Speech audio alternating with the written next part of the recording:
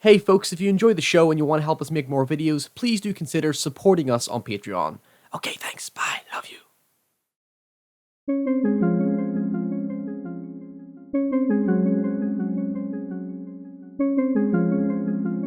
It is one of my favourite books of all time. I certainly don't think it's Stephen King's best work, but thematically, I feel it touches on some of the most interesting ideas in horror fiction. However, to call it purely a horror is a disservice to how much of a fantasy it is underneath the surface, and I think that's because subtextually, the perspective of aging characters is intrinsically important to the storytelling.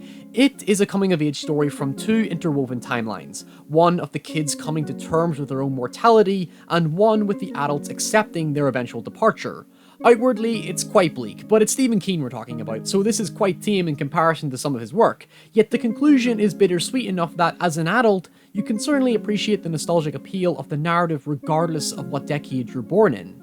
Anyway, Bart Simpson once said, "Either of us falls in, we're doomed. Kids don't die! This joke fundamentally summarizes all kids in a nutshell. No pun intended, you could say. Children subconsciously think they're immortal. In every story involving children, it's extremely rare that something devastating happens to them. It's not uncommon, but it's not necessarily conventional. But then your boy Stephen King thought the need to subvert that tradition by opening it with one of the most horrifically dark and harrowing introductions to a monster in fiction. What a nice boat. Do you want it back? When you were a kid, you got those stories of the monster in the closet or under the bed, and most of us had those recurring nightmares that correlated with our dark bedroom surroundings.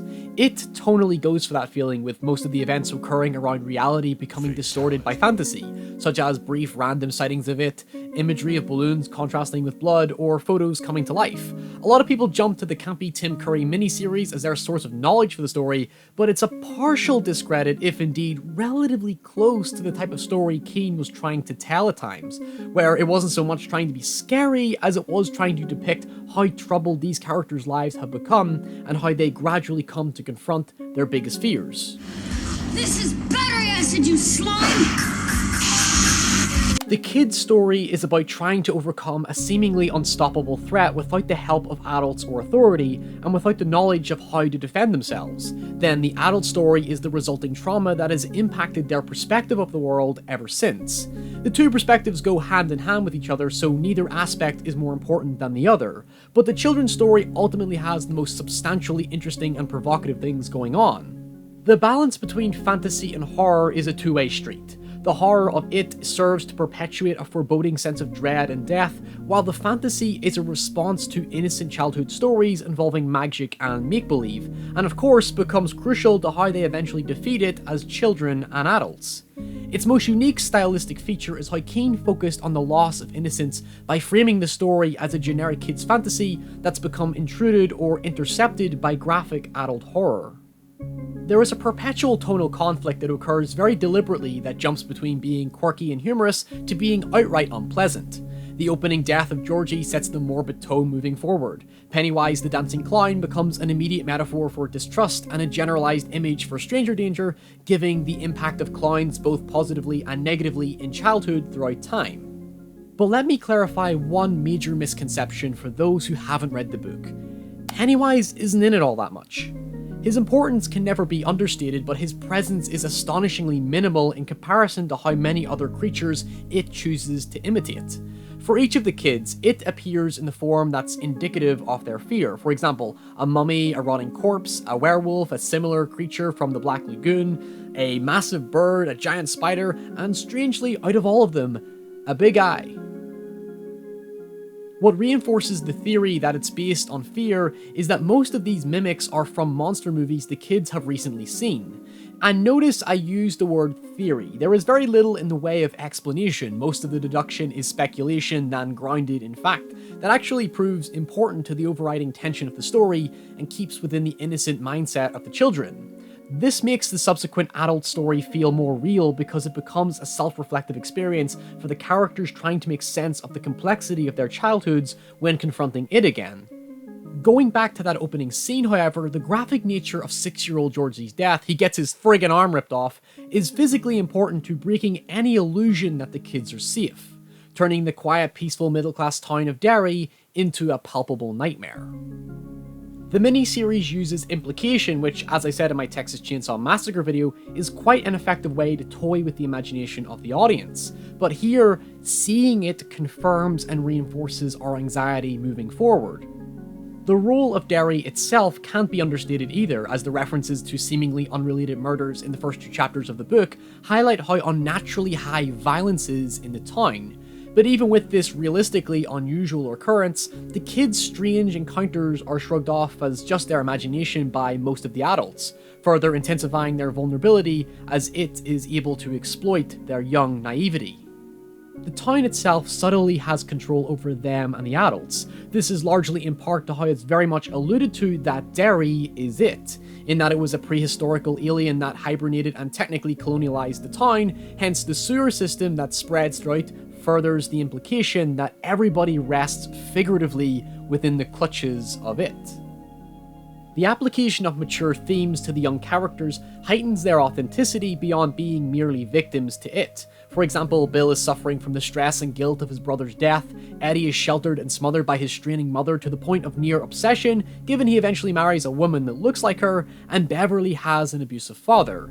Each of the Losers Club experiences quite a difficult childhood that's all the more tragic considering how discontent and anxious they seem as adults, and by uniting together and facing their fears, it reinforces the point of the story's pseudo-satirical storytelling nature and the essence of friendship and trust founded in childhood. Not only do they learn about mortality, but also morality, but then their childhood still overrides their maturity to benefit them. For example, when trapped in the house with it, Stan starts to recite birds from his book to ward off evil, which, as ridiculous as it sounds, when you consider that Stan believes that birds symbolically are a sign of protection, it implies that belief is enough to make any of them strong to fight it. In fact, they literally take the use of silver from fantasy fiction as a means of defeating it. But, like I said, it's merely just a guess based on what the kids naively assume, not because they find some documented or exposition reason to justify their actions. It's not that silver itself can hurt it, but rather it's the kids' blind faith in its effect. This then juxtaposes with the adults' confrontation, where they have a much more cynical perception, which makes it significantly more difficult to truly believe in what they're doing. Their weakness as adults contrasts with their weakness as kids. As kids, they were disadvantaged by their imagination as adults refused to believe them, yet it ultimately proved beneficial. But as adults, they're struggling not to become the very people who refuse to believe them as kids, resulting in a very desperate need to rekindle their childhood memories. I found there to be something oddly poetic about this. Much of the typical kids' story tropes like the big bullies and their outcast status are pretty much structured around them figuring out that the only way to beat their fears is to literally face them, and standing up to the bullies, for example, serves as them crossing the threshold and starting to identify with the strength needed to defeat it. The novel then ends with an emotional sentiment of their experience. There is no implication that it is still alive and will come back with a vengeance. What works greatly about the conclusion is that there is a genuine payoff for the character's constant stress. To confirm its defeat, one additional timeline in the story is Mike's diary entry that interludes each act in the book. The ink from his pages starts to fade along with the character's memories of the events, thus overcoming the pain of their past and finally being able to get on with their lives. This is then cemented by Bill taking his wife on one last bike ride around his neighborhood to signify that he can enjoy his once forgotten childhood one last time.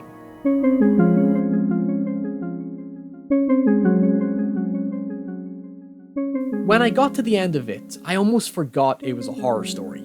The first time I read it, a lot of the themes went way over my head, but as I've matured, I've started to see the timeless effect the story can have on many readers. It captures the essence of childhood, but also the reality that nothing is impenetrable. We are all ultimately fragile people who have different ways of shattering, but also different ways of reconstructing ourselves.